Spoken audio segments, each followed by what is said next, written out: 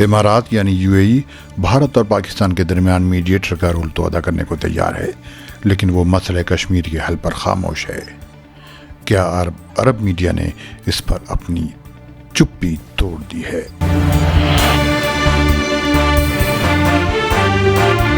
आज इतवार का दिन और फरवरी की 5 तारीख है।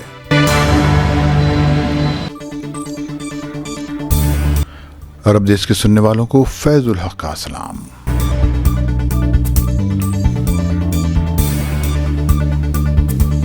अगर आपने अब तक ये चैनल सब्सक्राइब नहीं किया है तो इसे सब्सक्राइब कर लें और बेल आइकन को क्लिक करना ना भूलें।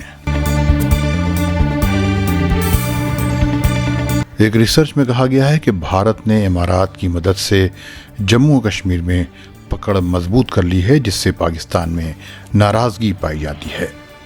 गल्फ इंटरनेशनल फोरम ने एक रिसर्च रिपोर्ट शाया की है जिसमें कहा गया है कि इमारात मसला कश्मीर के हल की बात सिर्फ इसलिए नहीं कर रहा है क्योंकि उसके सामने उसका इकोनॉमिक इंटरेस्ट है। यूएई ने भारत और पाकिस्तान के दरमियान सालिसी की कोशिश ज़रूर की है, लेकिन उसने मसला कश्मीर के हल में कोई दिलचस्पी नहीं दिखाई है।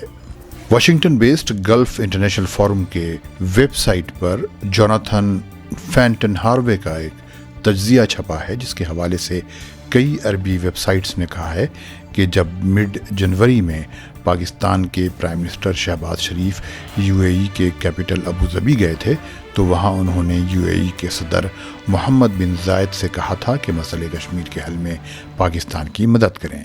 इस मौके पर जो एक जॉइंट स्टेटमेंट आया था उसमें दोनों मुल्कों के दरमियान दो तरफ़ा ताल्लुकात को बेहतर बनाने और इलाकाई सलामती के मसले पर गुफ्तगू की बात कही गई थी।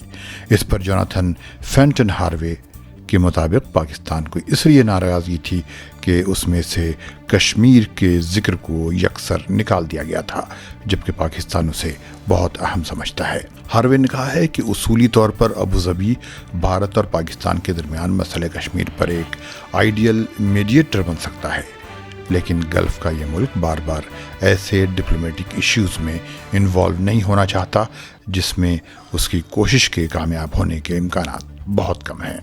यूएई चाहता है कि इलाकाई झगड़ों में मीडिएटर का रोल अदा करके अपनी सॉफ्ट पावर दुनिया से मनवाए।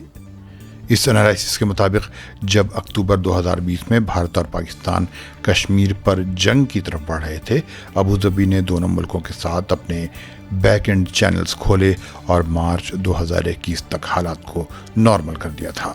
इसमें यह भी कहा गया है कि अगर अबू धाबी मसला कश्मीर के हल की कोशिशों में हाथ डालता है तो वो भारत में अपने इकोनॉमिक इंटरेस्ट को नुकसान पहुंचा देगा।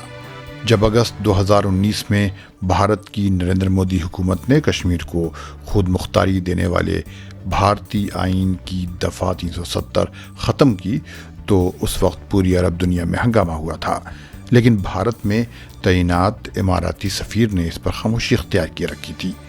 लेकिन अल जज़ीरा ने गल्फ न्यूज़ के हवाले से बताया था कि भारत में तैनात इमारात के सफ़ीर अहमद अल बन्ना ने भारतीय हुकूमत के इस फैसले का सपोर्ट किया था।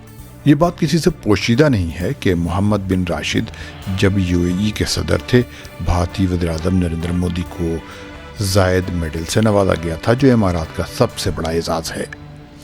उसके बाद से ही यूएई ने भारत में सरमायाकारी पर तवज्जो दी। इमारात के मिनिस्टर ने कश्मीर में भी अपने बिजनेस इंटरेस्ट की बात बार बार कही और कश्मीर में सरमायाकारी की भारतीय शर्तों को तस्लीम कर लिया। अक्टूबर 2021 में इमारात ने जम्मू कश्मीर की इंतज़ामिया के साथ इस खित्ते में इंफ्रास्ट्रक्चर डेवलपमेंट के लिए एक मुआहदे या MOU पर दस्तखत भी कर दिए। इस मुआहदे में कश्मीर में real estate, industrial complex, information technology, एक मेडिकल कॉलेज और एक अस्पताल डेवलप करना शामिल है।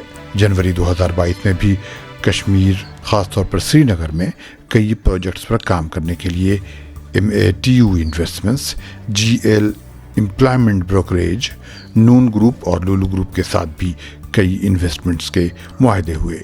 कई इमाराती कंपनियां इस इलाके में पहले से ही बिजनेस कर रही हैं। लुलु ग्रुप कश्मीर से कई प्रोडक्ट्स इमारात एक्सपोर्ट कर रहा है।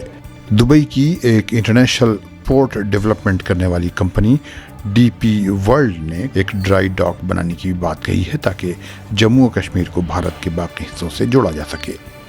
ایسے میں جب امارات کشمیر میں انویسٹمنٹ پر توجہ دے رہا ہے، بھارت اور یو اے ای کے لیڈروں نے فری ٹریڈ ایگریمنٹ بھی کیا ہے اور دونوں ملکوں کے درمیان آنے جانے والے ساز و سامان پر ڈیوٹی بھی 90% کم کر دی ہے۔ بھارت ان دنوں امارات کو دوسرا سب سے بڑا ٹریڈ پارٹنر بنا چکا ہے۔ امارات میں رہنے والے بھارتیوں کی تعداد بھی کافی ہے۔ ایک رپورٹ کے مطابق وہاں کی آبادی کا 30% بھارتی ہیں۔ اگر آپ کو یہ ویڈیو پسند آیا ہو تو اسے لائک بھی کریں۔ ملتے ہیں اگلے ویڈیو کے ساتھ۔ خدا حافظ۔